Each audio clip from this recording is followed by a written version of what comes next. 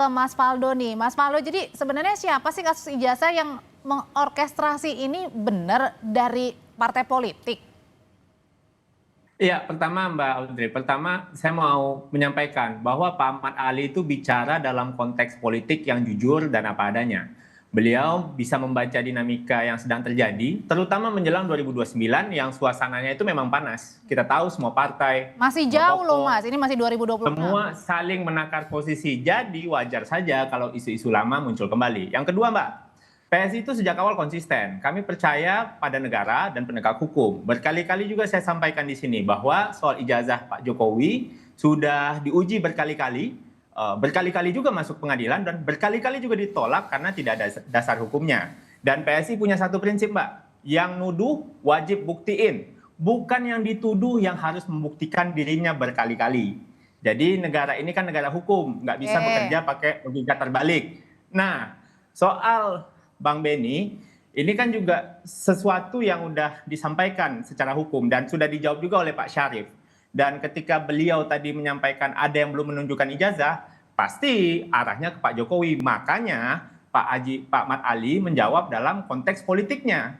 Karena bahwa isu ini selalu muncul menjelang kontestasi atau sedang panas-panasnya, dan beliau bicara soal tiket cawapres 2029 itu karena memang hari ini banyak figur yang bekerja Tapi keras Mas Faldo, untuk memanaskan mesin politik. oke nggak mau Jadi nggak, itu bukan serangan ya, tapi itu oke. pembacaan politik yang apa adanya. Tapi kalau dibaca politik dari untuk menuju 2029 ini aja belum 2026, masih akhir 2025, nggak kepagian Mas?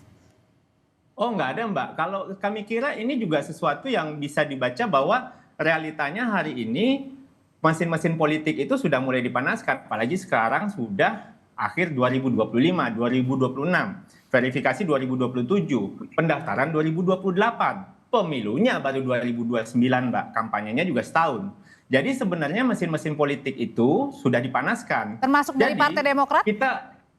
kami tidak bermain dua kaki. Kalau kami kritik, kami sebut namanya. Kalau kami bela, kami jelaskan apa adanya. Termasuk untuk kasus Pak Jokowi ini. Dan ini yang kami kira disampaikan oleh Pak Ketua Harian Mat Ali, bahwa ya realitas politik kita hari ini sedang ada yang manasin. Dan setuju juga kalau seandainya perlu dicek gitu, kawan-kawan yang bergerak untuk membongkar dalam tanda kutip kasus ijazah ini siapa di belakangnya gitu. Karena kan ini udah lama sekali isunya gitu loh Mbak. Oke, emang benar Mas Didi, salah satu yang manasinnya adalah dari partai Anda nih, karena berkaca kepada omongan dari Pak Beni pada saat rapat bersama dengan Kemendikdasmen dan juga para guru yang sebenarnya mungkin tidak ada kaitannya kala itu. Jadi gini ya, ini saya bicara sebagai orang politik dan juga sebagai warga negara ya, perkenankan saya sebagai warga negara yang awalnya tidak tertarik dengan isu ijazah ini. Tetapi lama-lama karena terus berkembang nggak berhenti, saya akhirnya mengomentari dan tertarik juga. Dan kebetulan juga Bapak Wapres itu kan dari Institute of Australia, kebetulan saya lulusan sana, kalau saya ditanya lebih banyak siap menjawab. Tapi balik dulu ke masalah ini. Kalau kita bicara soal 2029, saya kira terlalu jauh ya. Kecurigaan pihak lain soal ijazah ini mengkaitkan 2029 terlalu jauh. Karena publik hari ini melihat dulu para calon-calon ini, ada yang sekarang sudah duduk jadi wapres, ada para menteri, ada kepala daerah, melihat bagaimana kebijakan mereka, lalu melihat apa produk mereka, lalu karya mereka berapa tahun ke depan, hasilnya apa. Lebih melihat ke sana. Kalau ijazah kejauhan saya kira, terlalu jauh. Jadi nggak ada kaitannya ini dengan peta politik cawapres 2029? Kejauhan. Karena saya bilang tadi, publik melihat apa yang menjadi ide, gagasan, lalu hasil kerja nyata. Ini kan belum kelihatan dari para calon yang ada, baru sepintas ya. Ya, kalau saya katakan baru setahun belum terlihat, akan terlihat 3 tahun. Jadi kalau ada rekan dari partai lain curiga bahwa ini 2029 kejauhan. Tapi balik soal ijazah, sebenarnya bila mana Pak Jokowi mencontoh Obama ya, atau apa namanya yang baru di Indonesia Pak Arsul Sani, ini selesai tidak sampai 5 menit urusan ya. Barack Obama apa nggak lebih berat ya, dicecar habis-habisan oleh masyarakat Amerika. Dan dia tunjukkan di publik, dia tunjukkan selesai persoalan. Dan di Oke. banyak negara juga terjadi, bukan hanya Barack Obama dan Asrul Sani ya. Pak Asrul Sani saya memberi hormat, dia tunjukkan itu dan selesai masalahnya. Mas Didi, Jadi menunjukkan tunjukkan ke publik selesai. Jadi begini, jangankan ijazah bagi pejabat publik atau mantan pejabat publik, jangankan ijazah, harta kekayaan saja harus Oke. publik berhak mengetahui. Mas Didi, Publik berhak mengetahui, apalagi ijazah. oke, jadi apa maksudnya yang sulit? dalam tunjukkan saja selesai persoalan. Oke, Karena kita meyakini kan Pak berarti Jokowi ijazahnya artinya benar yang ya, ijazahnya asli, Iya. ijazah asli dan benar, tunjukkan selesai. Saya kira orang-orang yang selama ini menuduh tidak benar akan langsung berhenti manakala ditunjukkan. Kita lihat contoh Obama. berarti artinya di ya. sini Mas Didi Di ingin Jepang sampaikan juga terjadi di adalah beberapa bahwa negara, ya. bahwa di sini Mas Didi ingin sampaikan adalah ya pernyataan dari Pak Beni kala itu yang memang hanya ingin meminta agar kasus ini selesai, tidak ada tunggang menunggangi dari kasus ijazah yang akhirnya berdampak kepada pemetaan Cawapres 2029. Saya sebagai warga negara yang menyaksikan ini melihat itu, saya kira tidak ada kaitannya. Jadi mempertanyakan, jadi bisa ditanyakan kepada siapa saja pejabat publik yang diragukan ya. Akte ijazah, bisa akte kelahiran dan lain-lain. Dalam kasus Obama kan akte kelahiran. Jadi saya kira pertanyaan yang wajar, karena pejabat publik seperti saya katakan tadi, jangankan ijazah, harta kekayaan saja publik berhak mengetahui, apalagi ijazah. Ya, resiko kita menjadi pejabat publik, ya kita harus transparan kepada publik. Jika ini ditunjukkan tidak sampai 5 menit, 3 menit saja selesai persoalan. Dan usah lama-lama gitu ya. akan kembali guyup dan adem. Oke, saya mau Kan asli, kita yakini asli jasa Pak Jokowi, tunjukin aja. Beres persoalan. Oke, beres. Persoalannya sebenarnya yang diinginkan Demokrat adalah suara dari masyarakat. Tapi kalau dari Mas Agung melihat ini sebenarnya memang murni karena suara masyarakat atau tadi karena ada yang kemudian menggunakan isu dugaan ijazah palsu Pak Jokowi ini dengan kaitannya di Cawapres 2029, kejauhan nggak sih kaitan itu? Ya, kalau dalam politik nggak ada yang jauh ataupun yang dekat, kapanpun bisa saja panas mesin itu. Tapi begini, secara kualitatif memang susah untuk dimungkiri bahwa isu ijazah ini dekat dengan teman-teman Partai Demokrat semacam itu. Jadi misalkan ada Mas Roy Suryo, ex Partai Demokrat. Ya, kemudian sekarang kuasa hukumnya ada Mas Denny Indrayana, ex Partai Demokrat juga. Nah, yang kemarin bersuara kenceng Pak Benika Harman, masih kader Demokrat. Nah, kemarin beberapa kali ada Bang Syarif Hasan, sekarang ada Pak Didi Irawadi yang memang secara ya kebetulan ataupun tidak kebetulan memang mengawal isu ini secara terang dan secara tegas gitu. Sehingga publik punya kanal yang jelas secara politik ketika membahas soal ijazah, kok dekatnya ke yang biru ya, seperti baju saya malam ini seperti itu. Nah, yang kedua secara kuantitatif, memang kalau dilihat dari banyak survei, Mas Gibran ini masih mendominasi kalau bicara soal wakil presiden. Tapi Mas AHY juga jangan dilihat sebelah mata. Karena beliau punya bobot elektoral yang makin kesini makin progresnya meningkat. Apalagi beliau ketua umum Partai Demokrat seperti itu. Jadi kalau nalar kualitatifnya ketemu dengan kuantitatifnya, ini tinggal nunggu momentum aja. Kapan bisa mendapatkan wow vektornya Bang Didi Irawadi ya. Jadi saya melihat memang. Jadi momen ini bisa dibilang dimanfaatkan. Ya, ini semacam beauty contest menurut saya. Pak Prabowo akan melihat apakah Mas Gibran tahan banting diuji dengan kasus ijazah ini, ya, beserta keluarga Solo, dan di sisi yang lain apakah misalkan Mas AHY atau dengan Partai Demokrat bisa dalam tanda petik melihat situasi yang lebih beyond daripada ini, maksudnya menunjukkan kinerjanya, oke, mengawal ijazah ya, tapi apakah memang bisa menjadi antitesis dari Mas Gibran dalam konteks bicara soal kinerja sebagai Menko Infrastruktur Wilayah semacam itu. Jadi ya kita publik diuntungkan dengan hal ini. Kenapa? Kita bisa memastikan siapapun besok yang mendampingi Presiden Prabowo sebagai wakil presiden memang wakil presiden terbaik. Dan hal yang menarik secara historik, memang belum ada wakil presiden yang terpilih kedua kalinya sepanjang sejarah Republik kita. Sehingga Mas Gibran presiden mau gak mau, ada tapi wapres. Iya, ini tantangan besar bagi Mas Gibran dan PSI untuk menjawab fakta sejarah kecuali itu. Pak JK meskipun beda Betul, ada sekuensnya, ya? Ada jaraknya. Nah, belum ada yang berturut-turut. Nah, ini tantangan bagi PSI. Bagaimana menghandle isu ijazah ini supaya apa? Supaya membantah sejarah dan membuat sejarah baru. Gimana tuh PSI menjawabnya? Dan betul kan nanti juga Mas AHY ini sudah disiap ancang-ancang nih di 2029 dan ada kaitannya juga dengan isu ijazah palsu Pak Jokowi ini. Usai jeda ya Bapak-Bapak, tetap bersama kami di Sapa Indonesia Malam. Berdasarkan tadi analisanya dari Mas Agung nih, Mas Faldo, emang benar nanti ada yang head to head calon wakil presiden 2029 bersama dengan Mas Gibran nih. Artinya ada pesaingnya Mas Gibran dan bisa aja dari Partai Demokrat.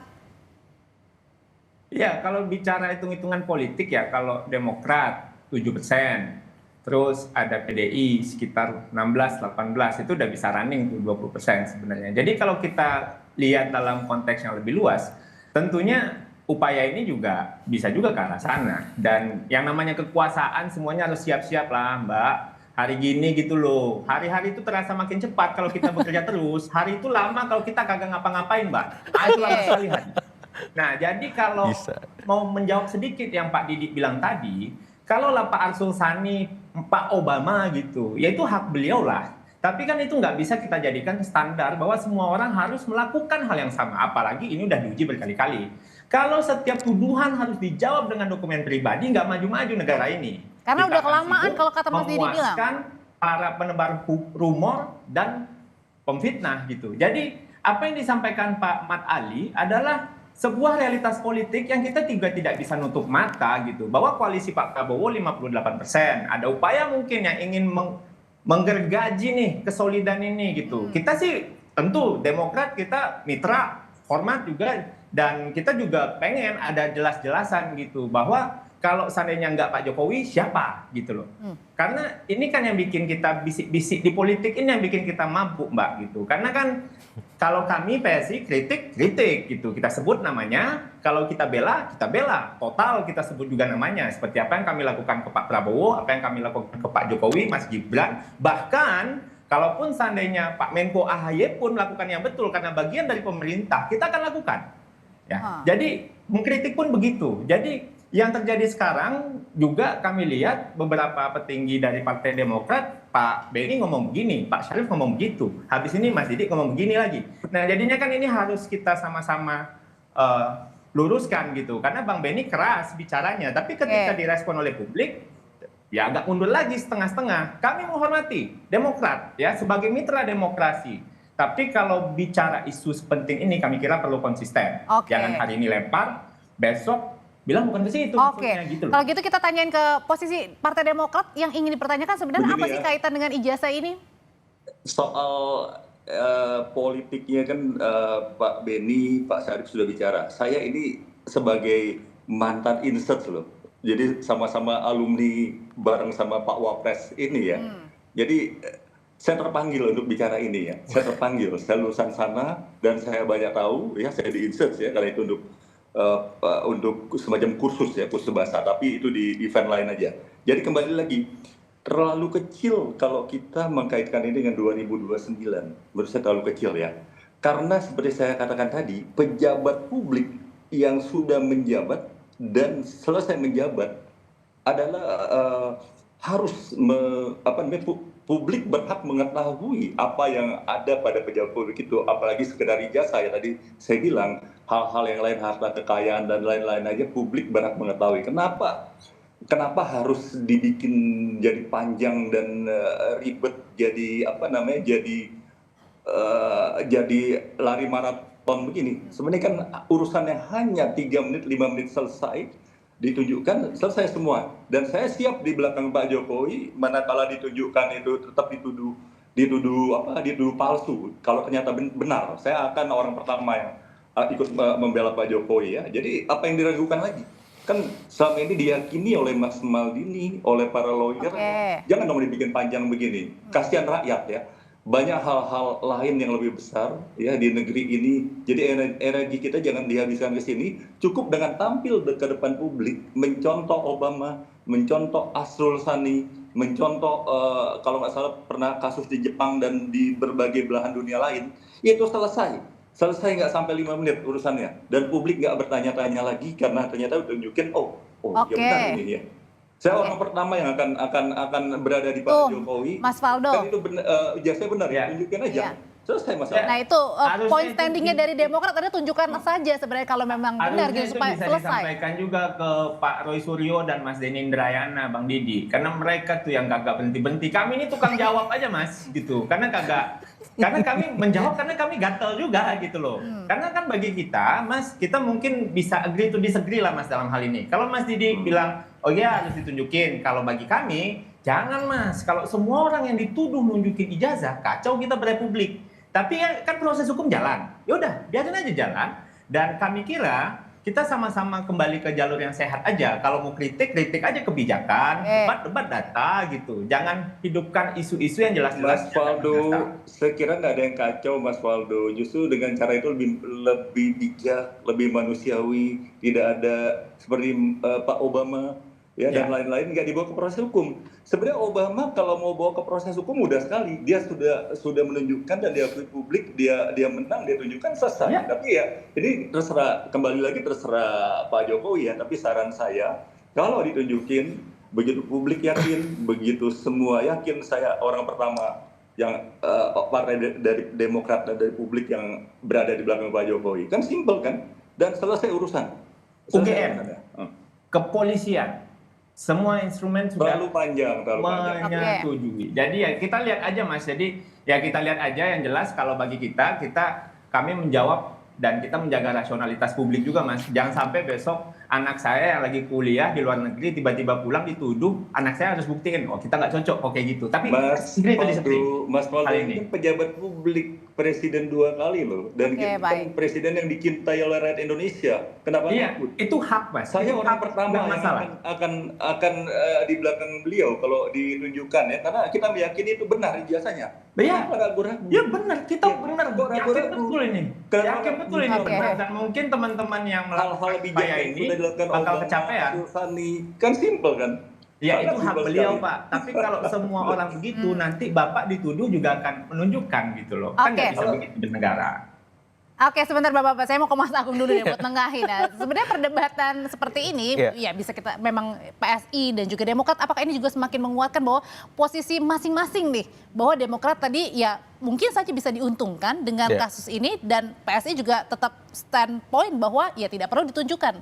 Ya, kalau saya melihat memang ada cerita yang belum selesai di masa lalu sebenarnya antara Demokrat dengan Pak Jokowi ya. Kita tahu Mas Ahaye diangkat menjadi menterinya Pak Jokowi itu 9 bulan sebelum Pak Jokowi lengser.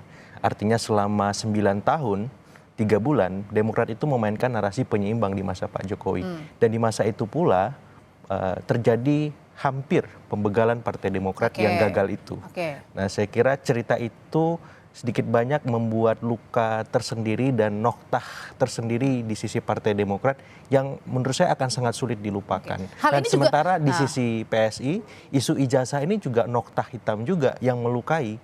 Jadi mungkin sepele ijazah, tapi hentakannya hari ini itu banyak mempengaruhi Jokowi efek yang kemungkinan akan digunakan lagi di 2029 untuk mendongkrak PSI, Mas Gibran maupun keluarga Solo lainnya untuk memastikan mereka mendapat posisi panggung elektoral yang strategis. Nah, yang terluka ini kan akhirnya bercerita hari ini yang kita lihat. Dan menurut saya bagi publik bagus sehingga objektivitas itu bisa dicapai dan publik bisa mengawal betul kasus ijazah ini seperti apa dan ya cerita masa lalu yang belum terselesaikan itu bisa terungkapkan dengan baik, dengan sehat lewat mengawalnya isu ini oleh Partai Demokrat. Karena cerita ini juga sempat disampaikan kemarin pada saat dialog Kompas Petang bersama dengan Pak Syarif, Mas Agung, isu soal ijazah ini kemudian juga diomongin soal kembali lagi isu Partai Demokrat yang pernah dibegal pada saat membegal ya pada saat Pak Jokowi masih memimpin sebagai presiden. Nah, pertanyaannya adalah apakah ini ada kaitannya nih dengan mengorkestrasi isu ini kemudian menjadi panjang karena yang tadi luka lama. Ya, kalau saya langsung ataupun tidak langsung sebenarnya bisa dikaitkan bisa enggak. Tapi kan kalau mengacu pada statement Pak Syarif ini bagian dari fungsi pengawasan yang dilakukan oleh Pak Beni untuk memastikan misalkan kepolisian menunjukkan tupoksi yang transparan, yang jelas bagaimana mengungkap kasus ini sebenarnya tanpa tendensi apapun.